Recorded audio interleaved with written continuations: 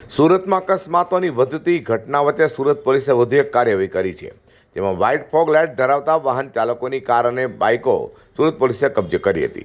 સુરતમાં અકસ્માતના બનાવ અટકાવવા સુરત પોલીસ મેદાને આવી ગઈ છે અને વ્હાઇટ ફોગ લાઇટ લગાવનાર વાહન ચાલકો સામે કાર્યવાહી કરી હતી. તેમાં સુરત પોલીસે અંદાજિત 150 જેટલી કાર કબજે કરી છે, જ્યારે 300 જેટલા બુલેટ અને બાઇક કબજે કરાય છે.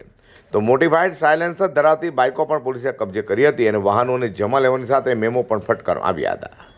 यहाँ सूरत सिटी में माननीय एचएम सर की सूचना से और हमारे सीपी सर के सुपरविजन और डायरेक्शन में ये प्रोजेक्टर लाइट जो गाड़ियों में हेडलाइट को चेंज करा के उसकी जगह पे वो बहुत ज़्यादा लाइट वाली हेडलाइट रिप्लेस करा के रखते हैं, उसकी वजह से बहुत सारी दुर्घटनाएं हो रही हैं। सामने से आने वाले जो वाहन चालक हैं उनको कुछ भी दिखाई नहीं देता है। इस वजह से कल एक ड्राइव रखी गई थी पूरे शहर में और सभी के सभी जोन और ट्रैफिक सब ने मिलके और काफ़ी सारी गाड़ियां हैं जिन्होंने अपनी हेडलाइट है वो चेंज करवाई थी। उसमें बाइक है वो 109 हैं टोटल बाइक, और उसमें हमने ज़्यादातर उन बाइक्स को ही डिटेन किया है जिसका साइलेंसर भी मॉडिफाई किया हुआ है और हेडलाइट है वो भी मॉडिफाई की हुई है। तो ऐसा ये 109 बाइक हैं वो पूरी सिटी की पुलिस ने डिटेन की है। थ्री व्हील के ऑटो रिक्शा हैं वो 31 जितने डिटेन किए हैं, उनका मेजर वो हेडलाइट है उसको रिप्लेस करके हम लोगों ने रखा हुआ था।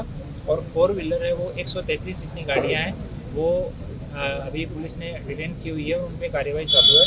ऐसे टोटल 273 जितने वाहन हैं उनको कल शाम को 3 घंटे की ड्राइव है उसमें सिटी में अलग अलग जगह पे वाहन चेकिंग के दौरान रखा गया